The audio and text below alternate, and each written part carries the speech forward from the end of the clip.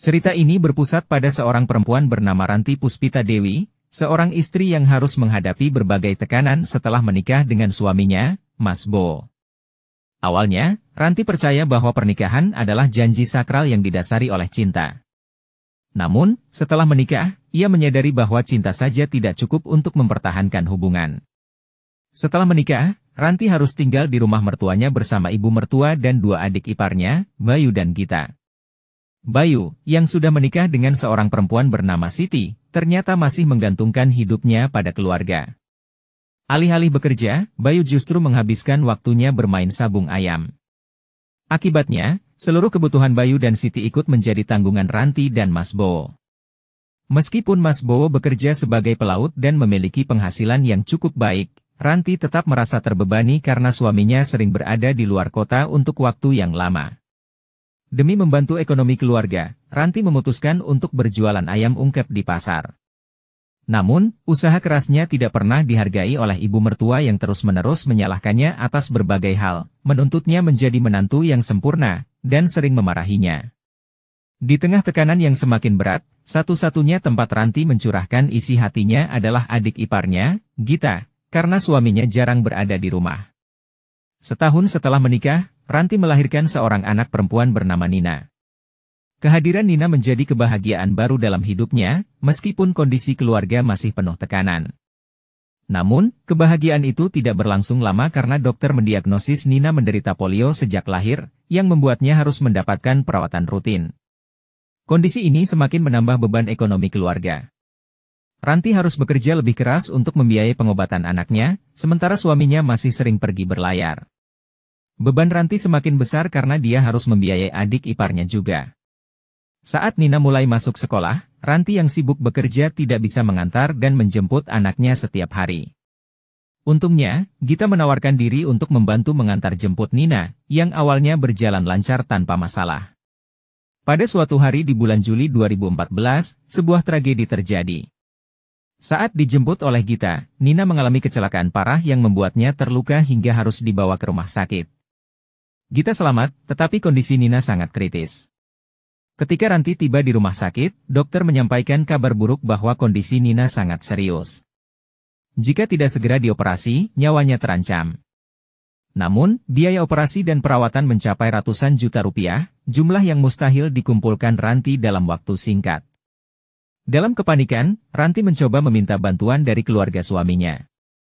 Namun, mereka menolak mentah-mentah dan tidak mau ikut bertanggung jawab atas pengobatan Nina. Suaminya yang sedang bekerja juga tidak dapat dihubungi, membuat Ranti semakin putus asa. Saat duduk menangis di rumah sakit, seorang perempuan tua datang menghampirinya dan bertanya kenapa ia terlihat begitu putus asa. Ranti menceritakan semua masalahnya, termasuk kondisi anaknya dan ketidakmampuannya membayar biaya operasi.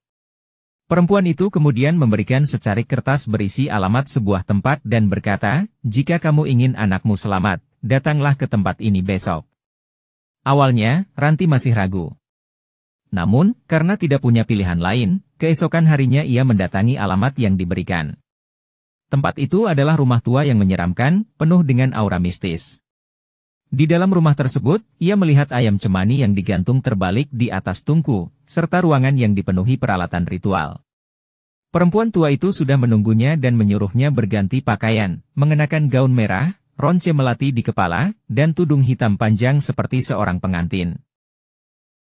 Setelah itu, perempuan tua tersebut memulai ritual dengan menyembelih ayam cemani dan menyuruh Ranti memakan hatinya. Kemudian, darah ayam itu digunakan untuk memandikan tubuh Ranti. Ranti tidak sepenuhnya memahami apa yang sedang terjadi, tetapi ia menuruti semua instruksi karena ingin anaknya selamat. Tiba-tiba, sosok iblis muncul di ruangan, mencengkram tubuh Ranti. Ia merasakan rasa sakit luar biasa di bagian bawah tubuhnya dan saat itu ia baru menyadari bahwa dirinya telah dinikahkan dengan iblis. Setelah ritual selesai, perempuan tua itu berkata, "Mulai sekarang, iblis ini akan melindungi anakmu. Tapi ada satu syarat, kamu harus rutin menyiapkan sesajen berupa ayam hitam yang dikubur di belakang rumah." Setelah kembali ke rumah sakit, Ranti terkejut melihat bahwa Nina benar-benar sembuh secara ajaib, seolah-olah tidak pernah mengalami kecelakaan. Awalnya, Ranti merasa ritual itu berhasil dan tidak menyesal telah melakukannya. Namun, kebahagiaan itu tidak berlangsung lama.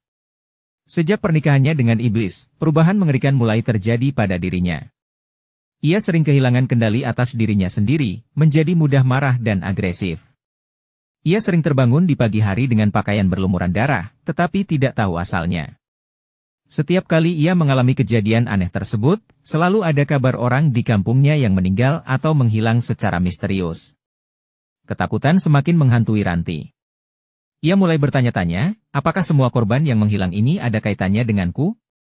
Ketika sudah tidak tahan dengan kondisi tersebut, Ranti kembali menemui perempuan tua yang membantunya melakukan ritual dan memohon agar pernikahan dengan iblis dibatalkan. Namun, perempuan itu menolak dan berkata, pernikahan dengan iblis tidak bisa dibatalkan. Dia sudah menjadi bagian dari hidupmu. Ranti semakin ketakutan dan putus asa. Ia mulai mencari cara lain untuk membebaskan diri dari ikatan dengan iblis, tetapi semakin ia mencoba melepaskan diri, semakin besar teror yang ia alami.